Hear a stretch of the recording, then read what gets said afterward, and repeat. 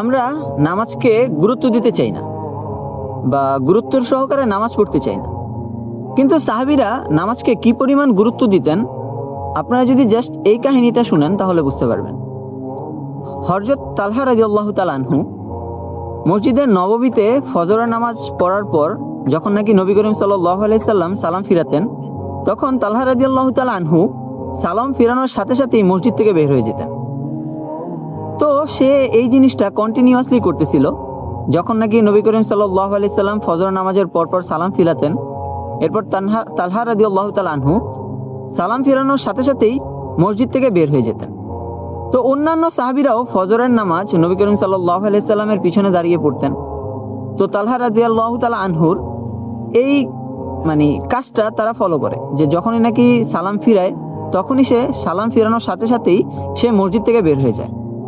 তো তাকে নিয়ে একদিন সাহাবীরা আলোচনা করতেছিলেন যে তালহা কেন এই কাজটা করতেছে, সালাম ফিরানোর সাথে সাথেই সে কেন মসজিদ থেকে বের হয়ে যেতেছে। তো যখন নাকি সাহাবীদের মধ্যে তালহা রাদিয়াল্লাহু তাআলা আনহুকে নিয়ে এই কথোপকথন চলতেছিলেন, তখন নবী করিম সাল্লাল্লাহু আলাইহি সাল্লাম এই কথোপকথনটা শুনতে পান।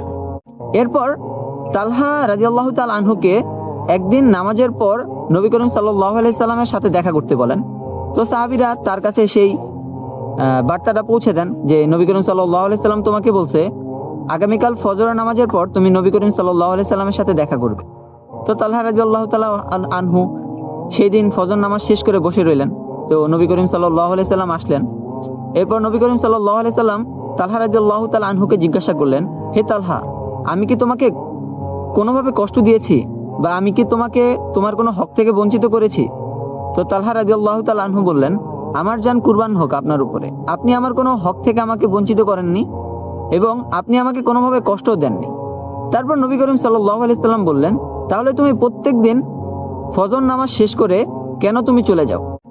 আর নবী করিম সাল্লাল্লাহু আলাইহি সাল্লাম মসজিদে নববীতে ফজর নামাজ শেষ করার পর কিছু না কিছু বয়ান করতেন বা কিছু না কিছু হাদিস বলতেন সাহাবীদের উদ্দেশ্যে, কিন্তু তালহা রাদিয়াল্লাহু তাআলা আনহু চলে যেতেন। তারপর যখন নাকি বলল যে তুমি কেন তাহলে এই কাজটা করো, ফজরের নামাজ শেষ করে তুমি কেন চলে যাও? তারপর তালহা রাদিয়াল্লাহু তাআলা আনহু উত্তর দিলেন যে হে নবী সাল্লাল্লাহু আলাইহি সাল্লাম, আমার এবং আমার স্ত্রীর পরার জন্য জাস্ট একটা কাপড়ই আছে। আমি আর আমার স্ত্রী এক কাপড়েই নামাজ পড়ি। আমি যখন ফজরের নামাজ পড়তে আসি তখন আমার স্ত্রীকে একটা গুহায় রেখে আসি। যখন নাকি ফজরের নামাজ শেষ হয় আমি সালাম ফেরানোর সাথে সাথে আমি আবার গুহায় চলে যাই, যেন আমার এই কাপড়টা দিয়ে আমার স্ত্রী নামাজকে পড়তে পারে, যেন তার নামাজটা কাজা না হয়। তাহলে একটু চিন্তা করে দেখেন সাহাবীরা নামাজকে কিভাবে আদায় করতেন।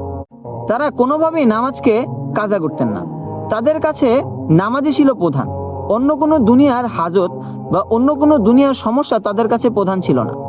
তারা তাদের অভাবগ্রস্ত অবস্থায়, তারা তাদের ঋণগ্রস্ত অবস্থায় এবং তারা যখন টেনশনে থাকতো, পেরেশানিতে থাকতো, তারা তখন নামাজকে আঁকড়ে ধরতেন, নামাজকে সঠিকভাবে আদায় করতেন, কোনোভাবে নামাজকে কাজা করতেন না।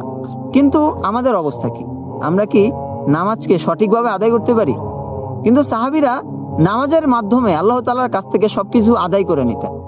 আল্লাহ তাআলা আমাদেরকে যেভাবে নবী করিম সাল্লাল্লাহু আলাইহি সাল্লাম নামাজ পড়ার শিক্ষা দিয়ে গেছেন, সাহাবীরা যেভাবে নামাজকে পড়ছেন, আমাদের সেইভাবে নামাজ পড়ার তৌফিক দান করুন। আমিন।